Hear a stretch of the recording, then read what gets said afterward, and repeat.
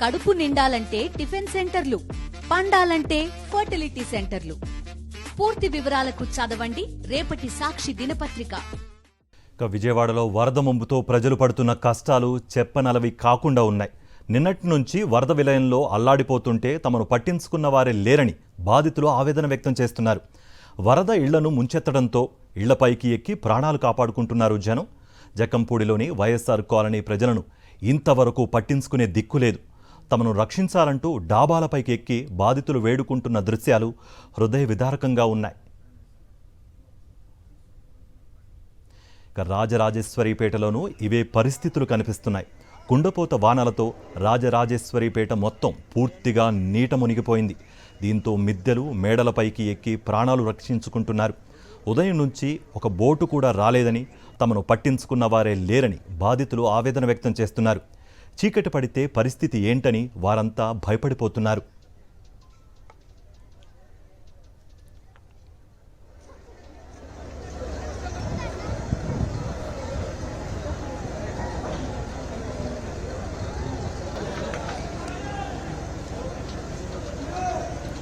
ప్రకృతి ప్రకోపానికి గుంటూరు, కృష్ణా జిల్లాలు చిగురుటాకులా వణికిపోయాయి. వరద విలయంలో చిక్కుకుపోయాయి ఆ జిల్లాలు. ఇలాంటి సమయంలో వాలంటీర్లు లేకపోవడంతో వరద బాధితుల కష్టాలు చెప్పనలవి కాకుండా ఉన్నాయి. వాలంటీర్ల వ్యవస్థను కూటమి ప్రభుత్వం నిర్వీర్యం చేయడంతో వారి సేవలు వినియోగించుకునే పరిస్థితి లేకుండా పోయింది. గతంలో తుఫాన్లు, వరద సమయంలో బాధితులకు తోడుగా వాలంటీర్లు ఉండేవారు. ప్రస్తుతం మంచినీళ్లు, ఆహారం, పునరావాసం లేక విజయవాడ, గుంటూరులో ప్రజల కష్టాలు వర్ణనాతీతంగా ఉన్నాయి. అయినప్పటికీ అందుబాటులో ఉన్న వాలంటీర్ల సేవలను ప్రభుత్వం వినియోగించుకోలేదు.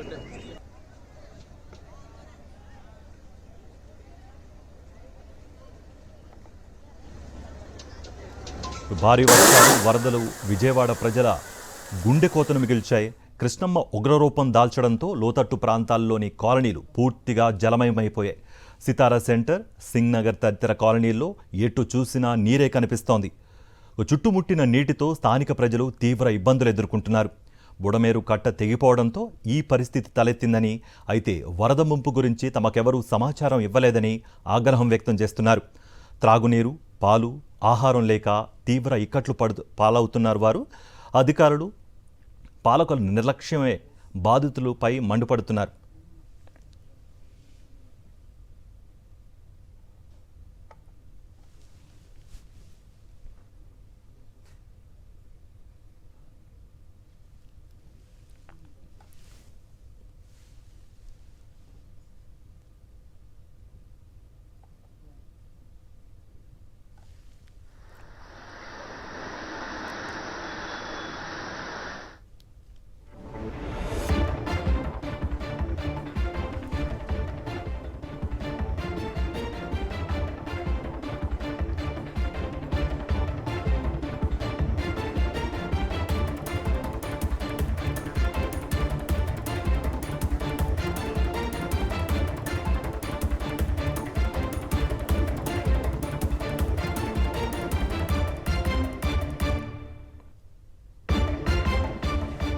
విజయవాడలోని సింగ్ నగర్ను వరద ముంచెత్తింది.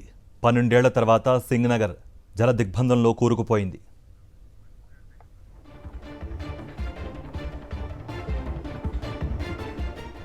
భారీ వర్షాలు, వరదలు విజయవాడ ప్రజల గుండె కోతను మిగిల్చాయి. కృష్ణమ్మ ఉగ్రరూపం దాల్చడంతో లోతట్టు ప్రాంతాల్లోని కాలనీలు పూర్తిగా జలమయమైపోయాయి. సితారా సెంటర్, సింగ్ నగర్ తదితర కాలనీల్లో ఎటు చూసినా నీరే కనిపిస్తోంది. చుట్టుముట్టిన నీటితో స్థానిక ప్రజలు తీవ్ర ఇబ్బందులు ఎదుర్కొంటున్నారు. బుడమేరు కట్ట తెగిపోవడంతోనే ఈ పరిస్థితి తలెత్తిందని, అయితే వరద ముంపు గురించి తమకెవరూ సమాచారం ఇవ్వలేదని ఆగ్రహం వ్యక్తం చేస్తున్నారు జనం. తాగునీరు, పాలు, ఆహారం లేక తీవ్ర ఇక్కట్లు పాలవుతున్నారు. అధికారులు, పాలకుల నిర్లక్ష్యంపై బాధితులు మండిపడుతున్నారు.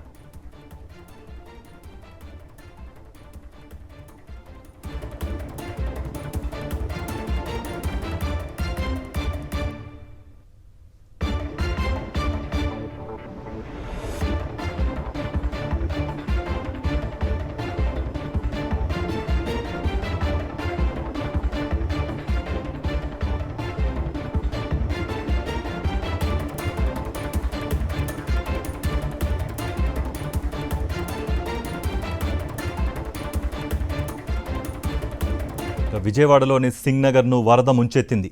12 ఏళ్ల తర్వాత సింగ్ నగర్ జలదిగ్బంధంలో కూరుకుపోయింది. ఇళ్లలోకి నీరు చేరి ప్రజలు తీవ్ర ఇబ్బందులు పడుతున్నారు. నడుములోతు నీటిలో సాయం కోసం ఎదురుచూస్తున్నారు. వరద పరిస్థితిపై సింగ్ నగర్ నుంచి మరింత సమాచారం మా ప్రతినిధి సురేంద్ర అందిస్తారు. ఉదయం నుంచి కూడా సింగనగర్ ప్రాంతంలో బుడమేరు ఉప్పొంగి ప్రవహిస్తుంది. దీంతో ఈ చుట్టుపక్కల ఉన్న కాలనీలన్నీ కూడా నీట మునిగిన పరిస్థితి, ప్రజలు ఆహాకారాలు పెడుతున్న పరిస్థితి అయితే కనిపిస్తుంది. అయితే పూర్తిగా ఆ పరిస్థితి అయితే చేయదాల్సిందని చెప్పొచ్చు. ఎందుకంటే ఉదయం నుంచి కూడా ఇబ్బందులు పడుతున్న ప్రజలకి సహాయ చర్యలు అందడానికి, అధికారులు రావడానికి ఎన్డీఆర్ఎఫ్ సిబ్బంది కానీ లేదా రెస్క్యూ టీమ్ సిబ్బంది కానీ రావడానికి చాలా సమయం పట్టిందని చెప్పాలి. 12 గంటల వరకు కూడా ఎవరూ రాలేదు. స్థానికులే సహాయ కార్యక్రమాలు చేసుకున్న పరిస్థితి. అయితే తరువాత 12 తర్వాత హడావిడిగా కొంత వెహికల్స్ తీసుకొచ్చి ప్రజానికాన్ని తరలించే పరిస్థితి చేసినా మనం చూస్తున్న వెహికల్స్ ఏవైతే ఉన్నాయో ఇవి కేవలం 2 గంటలు మాత్రమే పనిచేసి 2 గంటల నుంచి 2:30 ఆ ప్రాంతంలో వచ్చి దాదాపు 4 గంటల వరకు పనిచేసిన పరిస్థితి. 4 గంటలకి ఎప్పుడైతే సీఎం చంద్రబాబు నాయుడు ఇక్కడికి వస్తున్నారని చెప్పారో అప్పటి నుంచి కూడా పూర్తిగా సహాయ కార్యక్రమాలన్నీ కూడా ఆపేసిన పరిస్థితి. కేవలం బోట్ల ద్వారా మాత్రమే వాళ్ళు తీసుకొచ్చిన పరిస్థితి. ట్రాక్టర్లన్నీ కూడా ఇక్కడ నిలిపివేశారు. కేవలం చంద్రబాబు పర్యటన కోసమే పూర్తిగా సహాయ చర్యలన్నీ నిలిచిపోయిన పరిస్థితి. దాదాపు 1.5 పాటు సహాయ కార్యక్రమాలన్నీ నిలిచిపోయి కేవలం అధికారులు, సీఎంతో పాటు అధికారులు, అదేవిధంగా మంత్రులు కేవలం అటు వెళ్ళిన పరిస్థితి అయితే ఉంది తప్ప మిగతా వాళ్ళు ఎవరిని కూడా బయటికి తీసుకొచ్చిన పరిస్థితి లేదు. చాలామంది మేము ఇరుక్కుపోయాం, మమ్మల్ని బయటికి పడేయండి అని చెప్పి కుటుంబ సభ్యులు కూడా ఆందోళన చెందుతున్నారు. మా కుటుంబ సభ్యులు లోపల ఉన్నారు, వాళ్ళందరినీ కూడా బయటికి తీసుకురంటూ అడుగుతున్న పరిస్థితి కూడా మనకు కనిపిస్తుంది. మొత్తం ఇక్కడ ఉన్న ట్రాక్టర్స్ అన్నీ కూడా ఇందాకడ వరకు కూడా ఆ సందులో ఎవరైతే ఈ ఏరియాలో ఉన్నాయో ఏరియాలో ఉన్న వాళ్ళని బయటికి తీసుకొచ్చే పరిస్థితి అయితే ఉంది. ప్రస్తుతానికి దారుణంగా ఉంది పరిస్థితి. పైపుల్ రోడ్లోను బిల్డింగ్ల పైన చాలా మంది ఉన్నారు, చిన్నలు పెద్దలు వృద్ధులు. వాళ్ళంతా నేను స్విమ్మింగ్ చేసుకుని వెళ్ళి తీసుకెళ్ళి ఫుడ్ ఇచ్చి వచ్చాను. రాత్రి అయితే చాలా ఇది ఉంది. 10 అడుగుల పైన బిల్డింగ్ పైన నిల్చొని ఉన్నారు. ఛార్జింగ్ లేదు. చాలా దయనీయమైన పరిస్థితిలో ఉన్నారు. ఇక్కడ కంటే అక్కడ ఇంకా దారుణంగా ఉంది పరిస్థితి. అటు మాత్రం వాళ్ళు ఇంకా కొద్దిగా పెరిగితే కొట్టుకెళ్ళిపోవడం తప్ప రెండో ఇది లేదు. ఇక్కడైతే కాపాడడం కనీసం బిల్డింగ్ పై ఎక్కి ఉంటాను. ఇక్కడ జనాలు ఏమైనా ఉన్నారు. అక్కడ మాత్రం అత్యంత దయనీయమైన పరిస్థితి. చాలా మంది ఉన్నారు, చిన్నపిల్లలు. ఇప్పుడు నేను వెళ్ళి ఆల్రెడీ స్విమ్మింగ్ చేసి 10 మందికి ఫుడ్ ఇచ్చి వచ్చాను. ఇంకా చాలా మంది అటు ఉన్నారు. వీళ్ళు తరలిస్తున్నామని చెప్తున్నారు. అటు ఆ పైపుల్ రోడ్లో మాత్రం ఎవరు లేరు సార్. అటు చాలా దయనీయమైన పరిస్థితి ఉంది. కొద్దిగా మీరు ఏదైనా ఇది ఉంటే హెల్ప్ చేసి అటు కూడా పంపించేటట్టు చూడండి సార్. పైపుల్ రోడ్లో మాత్రం వైఎస్ కన్వెన్షన్ హాల్ ఉంది కదండి, కళ్యాణ మండపం. ఆ రోడ్డు వెనకమాల మొత్తం ఎంత 10-12 అడుగుల పైన ఉందండి వాటరు. ఇంకో 2-3 అడుగులు పెరిగితే వాళ్ళు కూడా నిలబడ్డానికి కూడా ఉండదు. బిల్డింగ్ పైన ఉన్నా సరే వాళ్ళకి ఇంకా ఛాన్స్ కూడా లేదు. ఇంకొక 2 అడుగులు పెరిగితే ఇంకా దయనీయమైన పరిస్థితి ఉంటారు. కొట్టుకెళ్ళిపోయిన ఆశ్చర్యం లేదు. చాలా ఇద్దరు ఫుడ్ పొద్దునుంచి ఫుడ్ లేదు. మాకు తెలిసిన కొంతమంది ఉంటే తీసుకెళ్ళి ఇచ్చాం. మా స్విమ్మింగ్ వచ్చి కాబట్టి కాదు స్విమ్మింగ్ చేసుకుని ఇప్పుడు తీసుకున్నాం. స్విమ్మింగ్ చేసుకుని వెళ్ళి ఇచ్చొచ్చాను. స్విమ్మింగ్ వచ్చాను, స్విమ్మింగ్ చేసుకుని వెళ్ళి ఇచ్చొచ్చాం. దీని మీద పెట్టి ఫుడ్ లేక చాలా మంది ఇబ్బంది పడుతున్నారు. ఛార్జింగ్ లేదు, ఫోన్లు కూడా ఇదైపోతే చాలా దయనీయమైన పరిస్థితులు ఉంది సార్. ఏదైనా ఇది ఉంటే మీరు హెల్ప్ చేయగలిగితే వాళ్ళందరినీ హెల్ప్ చేయండి. చాలా మంది ఉన్నారు, కొన్ని వందల మంది ఉన్నారు అటు పక్క. తక్షణం అధికారులు స్పందించాలి, వీళ్ళని బయటికి తీసుకురావాలని చెప్తున్నారు. కేవలం అధికారులు వస్తున్నారు కాబట్టి ముఖ్యమంత్రి ఎప్పుడైతే 3:30కి ఇక్కడికి వస్తున్నారని ప్రకటించారో అప్పటి నుంచి కూడా సహాయ చర్యలన్నీ కూడా నిలిచిపోయిన పరిస్థితి. అప్పటి వరకు అధికారులు కొంత ట్రాక్టర్ల ద్వారా, బోట్ల ద్వారా బయటికి తీసుకొచ్చినా ఎప్పుడైతే ముఖ్యమంత్రి అధికారులు వస్తున్నారో అప్పుడు పూర్తిగా ఆపేసిన పరిస్థితి అయితే కనిపిస్తుంది. కానీ లోపల మాత్రం చాలా మంది ఇబ్బందులు పడుతున్నారు. వాళ్ళందరినీ కూడా ఇక్కడ తీసుకురావాలంటూ కోరుతున్న పరిస్థితి అయితే కనిపిస్తుంది. ఎన్డీఆర్ఎఫ్ సిబ్బందిని అందరినీ తీసుకొస్తున్న పరిస్థితి ఇక్కడ కనిపిస్తుంది. అందరినీ కూడా కొన్ని బోట్ల ద్వారా, అంటే ఏవైతే ఈ బోట్లు ఉన్నాయో ఈ బోట్లు ఎన్డీఆర్ఎఫ్ బోట్ల ద్వారా మాత్రమే వాళ్ళు తరలిస్తున్నారు తప్ప మొత్తం ట్రాక్టర్లన్నింటినీ కూడా ఇక్కడ ఆపేసిన పరిస్థితి. లోపల ఎవరు ఉన్నారు? రాజనారు కంట్రీగా పోలు మంది అధికారులు మాకు వెళ్ళడానికి ఇక్కడ నుంచి 2 కిలోమీటర్లు వెళ్ళాలి. 2 కిలోమీటర్లు ఇలాగే ఉంది. ఏ బండి అయితే వెళ్తాం, లేకపోతే ఈ రకం నడుచు వెళ్ళాలి. మధ్యలో ఉండేవాడో చచ్చిపోయినాడో అదే. ఎక్కడ పెడతామండి? 2 బోట్లు తీసుకొని వస్తున్నారు. ఏం పెడతాం? 2 బోట్లు మా ఇంటికి ఏంటి సార్ అసలు మేము చేస్తానన్నారు, బండిలో పంపిస్తా ఉన్నారు. పొద్దు నుంచి మా నాన్న పొలాన్ని చోట ఉన్నారు, వాంబేకాలు ఉండిపోయారు. నీళ్ళు వరద వచ్చిందని ఇప్పుడు దాకా చెప్తున్నాడు. ఇప్పుడైతే రెస్పాన్స్ లేదు. బోట్లు అనేది తీసుకెళ్ళమంటే తీసుకెళ్ళట్లేదు. అని ఏ పరిస్థితుల్లో ఉండడు అనుకోవాలి. ఈయన వచ్చి ఏం చేస్తారు మాకు? ఇప్పుడు ఏ బోటు పంపించట్లేదు, తీసుకురావట్లేదండి. కనీసం మమ్మల్ని వెళ్ళి చూసుకోవాలన్నా కూడా చూసుకునేవట్లేదు. అనే పొజిషన్ లో ఉన్నాడు. ఎలా తెలుస్తుంది?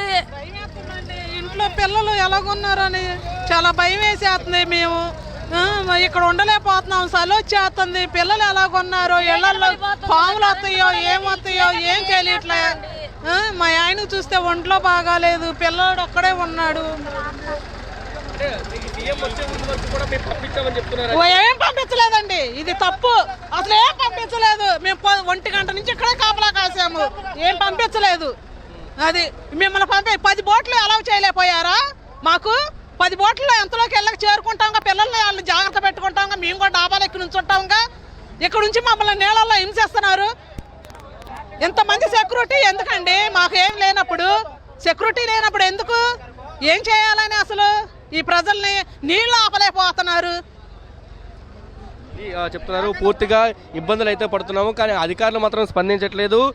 ఖచ్చితంగా మమ్మల్ని ఇళ్ళ వరకు తీసుకెళ్లి దింపుతా ఉన్నారు, కానీ ఆ పని కూడా చేయకపోవడంతో చాలా ఇబ్బంది పడుతున్నాం. ఇంటి దగ్గర పిల్లలు ఎలా ఉన్నారో, కుటుంబ సభ్యులు ఎలా ఉన్నారో ఒక ఆందోళన అయితే మాలో వ్యక్తం అవుతుందని చెప్తున్నాను. నేను చూస్తే ఉదయం నుంచి కూడా ఇదే పరిస్థితి. మీరు ఎక్కడికి వెళ్తున్నారు? నేను బాంబే కాలనీ. మరి ఇంత వాటర్లో ఎలా వెళ్తారు? మరి పిల్లలు అందరూ ఉండిపోయారు అక్కడ. ఎప్పుడు మేము మామూలు డ్యూటీకి వెళ్ళాము, డ్యూటీ కోసం వచ్చాము. డ్యూటీ కోసం వచ్చినప్పుడేమో తెలియదు, సడన్గా ఫోన్ చేశారు. వచ్చినాకేమో మేము వెళ్ళడానికి కుదరలేదు. అవేమో చిన్న చిన్న ఇల్లులు, ఎప్పుడు మునిగిపోతుందో తెలియదు, ఎప్పుడు ఉంటాయో తెలియదు. వాళ్ళ పరిస్థితి మాకు అర్థం కావట్లేదు. మా అబ్బాయి కిడ్నీ ట్రాన్స్ప్లాంటేషన్ అయింది. ఈ నీళ్ళు పట్టాలి నేను. ఈ నీళ్ళు పట్టకపోతే ఆడ ఆరోగ్యం మళ్ళీ పడిపోయి నేను లక్షలు పెట్టాలా అంటే ఇది కానీ ఇది పెట్టకపోతే నేను, ఈ గ్యాస్ పెట్టకపోతే నేను మళ్ళీ నాకు ఎంత అవుతుందంటే 15 రోజులకి 70,000 అవుతుంది. 75,000 అవుతుంది నాకు. 75,000 అవుతుంది. ఈ వాటర్ పట్టకపోతే 75,000 అవుతుంది నాకు. బాంబే కాలనీ. మా వాళ్ళందరూ అక్కడే ఉన్నారు. నేను ఇక్కడ ఉండిపోయాము. మా వాళ్ళందరూ అక్కడ సగం ఇంట్లో సగం వచ్చేసి ఏం అర్థం కావట్లేదు మాకు. అందరినీ బయటికి తీసుకొస్తామని చెప్పారన్నా, చెప్పారే కానీ బాగుంటాం. ఏం చేస్తున్నాడు అక్కడ ఉండి? ఏం చేస్తున్నాడు? ఆయాస పడతాం. పెట్టలేదు అక్కడ. అసలు అక్కడ మా లోపల మా అవ్వ ఉంది. అక్కడ చిన్న పిల్లలు ఉన్నారు, పుట్టిన పిల్లలు. వాళ్ళని ఎవరు తెస్తారు? వాళ్ళు పైన ఉన్నారు, అక్కడ తెచ్చేవాళ్ళు ఎవరు లేరు అక్కడ. ఇప్పుడు మేము వెళ్తున్నాం దానికి. చెప్తున్నారు అధికారులు ఇక్కడ నుంచి అందరినీ పంపిస్తామని చెప్పినా బోట్లు మాత్రం సరిగ్గా తీసుకురావలేదు. దీంతో పంపే పరిస్థితి లేక జనాలు నడుచుకొని మళ్ళీ వరదలోకి వెళ్తున్న పరిస్థితి కనిపిస్తుంది. కానీ వరద ప్రవాహం గంటకే పెరుగుతుంటో మరింత ఇబ్బందులు అయ్యే పరిస్థితి కూడా ఉందని చెప్పి అధికారులు చెప్తున్నారు. ఎన్డీఆర్ఎఫ్ సిబ్బంది ఏవైతే బోట్స్ ఉన్నాయో ఆ బోట్స్ లో మమ్మల్ని తరలించాలని వీరు కోరుతున్నా కానీ అధికారులు మాత్రం తరలించలేని పరిస్థితి. ఎందుకంటే లోపల వాళ్ళని బయటకు తీసుకొస్తామని చెప్తున్నారు. ఇక్కడ ఉన్న వాళ్ళు మాత్రం అక్కడ ఉన్న వాళ్ళంతా ఇబ్బంది పడుతుంది. బోట్ ఏం లేదు. 7 మంది పిల్లలు, మా పిల్లలు అక్కడ ఉన్నారు లోపల. అసలు ఎవరు వెళ్ళట్లేదు, ఎవరు తీసుకురావట్లేదు. ఇక్కడ దాకా వెళ్తున్నాయి టాటర్లు, ఆ బోట్లు అక్కడ దాకా వెళ్తున్నాయి. ఆఫీసులో దింపేస్తున్నారు అంతే. ఏం లేదు ఇక్కడ, తీసుకొచ్చేది లేదు ఇక్కడ. అందరు పిల్లలందరూ అక్కడే ఏడుస్తున్నారు, పొద్దు నుంచి ఏడుస్తున్నారు పిల్లలు అక్కడ. అధికారులు చెప్తే ఆ బోట్ ఎక్కించి అక్కడ దాకా పంపించాడు. అక్కడ బోట్ ఆయన దింపేశాడు. మళ్ళీ ఎమర్జెన్సీ అని మన వెనక వెళ్ళిపోయాడు. మళ్ళీ అప్పటి నుంచి ఇక్కడ నుంచి వస్తా అన్నాడు. ఇప్పుడు దాకా రాలా బోట్ ఆయన. మళ్ళీ అక్కడికి వెళ్ళి చెప్పాం, అసలు బోటు పంపించట్లేదు. అక్కడ పిల్లలు ఏడుస్తున్నారు. 7 మంది పిల్లలు ఉన్నారన్న, పొద్దు నుంచి ఏడుస్తూనే ఉన్నారు. అది పరిస్థితి అయితే చాలా దయనీయంగా ఉందనే చెప్పాలి. ఎందుకంటే క్షణక్షణానికి వరద ఉధృతి పెరుగుతున్నప్పటికీ కానీ కనీసం వీళ్ళెవరో పట్టించుకోలేని పరిస్థితుల్లో ఉన్నారు. అధికారులు ఎవరో పట్టించుకోవట్లేదంటూ చెప్తున్నారు. వాంబే కాలనీకి వీళ్ళంతా నడుచుకొని వెళ్తున్నారు. ఎందుకంటే మా ఫ్యామిలీస్ అంతా అక్కడ ఉండిపోయే వాళ్ళ పరిస్థితి ఏంటో మాకు అర్థం కావట్లేదని వాళ్ళంతా చెబుతున్న పరిస్థితి అయితే కొనసాగుతుంది. ఖచ్చితంగా సహాయ కార్యక్రమాలు ముమ్మరం చేయాలి, మరిన్ని బోట్లు తీసుకురావాలని చెప్తున్నారు. ఉదయం నుంచి కూడా అంటే వరద ప్రవాహం గంటకి పెరుగుతున్నా కానీ 12:30, 1 గంట వరకు ఎక్కడా కూడా ఎన్డీఆర్ఎఫ్ బృందాలు ఇక్కడికి రాలేని పరిస్థితి అయితే నెలకొని ఉన్న పరిస్థితి అయితే కనిపించింది. తరువాత కూడా సహాయ కార్యక్రమాలు ప్రారంభించిన ముఖ్యమంత్రి కానీ ఇతర మంత్రులు కానీ వస్తున్న నేపథ్యంలో సహాయ కార్యక్రమాలను కూడా అధికారులు నిలిపివేయడంతో మరింత ఇబ్బంది పడుతున్న పరిస్థితి అయితే ఉందని చెప్తున్నారు. చాలా మంది మనం చూస్తే వాంబే కాలనీకి మా ఫ్యామిలీస్ అన్ని అక్కడ ఉండిపోయాయి, మేము అక్కడికి వెళ్ళాలి, వాళ్ళని కలవాలి, వాళ్ళు ఇక్కడ తీసుకొచ్చే మార్గం లేదు కంటే మేము వెళ్తున్నామంటూ చాలా మంది లోపలికి వెళ్ళే పరిస్థితి కూడా ఇక్కడ సింగనగర్ ప్రాంతంలో ఉంది. క్షణక్షణానికి ఏమవుతుందో అని ఒక ఆందోళన అయితే ప్రజల్లో నెలకొందని చెప్పొచ్చు. పూర్తిగా వరదల టైంలో తీసుకోవాల్సిన జాగ్రత్తలు అధికారులు తీసుకోకపోవడం, ప్రభుత్వం పట్టించుకోకపోవడంతో ప్రజలు మాత్రం నానా ఇబ్బందులు పడుతుందని చెప్పాలి. సింగనగర్ ఫ్లైఓవర్ దగ్గర మాత్రం గంటకి వరద పెరుగుతున్న పరిస్థితి క్షణానికి పెరుగుతుంది. ప్రజల్లో మాత్రం ఒక భయాందోళన అయితే కలుగుతుంది. ఇప్పటివరకు లోపల ఉన్నారా మీరు? ఒక 5-6 గంటల నుంచి ఉన్నాం. ఏంటి ఎందుకు బయటికి రాలేదు? అంటే వాళ్ళు తీసుకురాలేదా? మీరు నీళ్లు అంటే బయటికి ఇది పరిస్థితి అయితే పూర్తిగా లోపలికి వెళ్ళే పరిస్థితి కూడా లేదు. దాదాపు నేనున్న ప్లేస్ అంటే ఇది కరెక్ట్గా ఫ్లైఓవర్కి ఆనుకొని ఫ్లైఓవర్ దిగే మొదటి ప్రాంతం ఇక్కడే. దాదాపు ఇక్కడ వరకు మోకాల లోతులో ఉంటే పరిస్థితి ఇంకా లోపలికి ఎంత దారుణంగా ఉందని మనం అర్థం చేసుకోవచ్చు. పూర్తిగా రెస్క్యూ టీంలు అయితే తీసుకొస్తామని చెప్తున్నప్పటికీ దాదాపు 1.5 గంటల నుంచి అధికారులు కానీ మంత్రులు కానీ ఇక్కడికి రావడంతో పూర్తిగా సహాయ కార్యక్రమాలన్నీ కూడా నిలిచిపోవడంతో పరిస్థితి మరింత తీవ్రతరం అవుతుంది. చీకటి పడడంతో మా పరిస్థితి ఏంటో అంటూ ఇక్కడ స్థానికులు ప్రజలు కూడా ఆందోళన చెందుతున్న పరిస్థితి అయితే ప్రస్తుతం సింగనగర్ ఈ ప్రాంతంలో అయితే కనిపిస్తుంది. కెమెరా పర్సన్ సంతోష్తో కలిసి సురేంద్ర, సాక్షి టీవీ, సింగనగర్ ప్రాంతం నుంచి.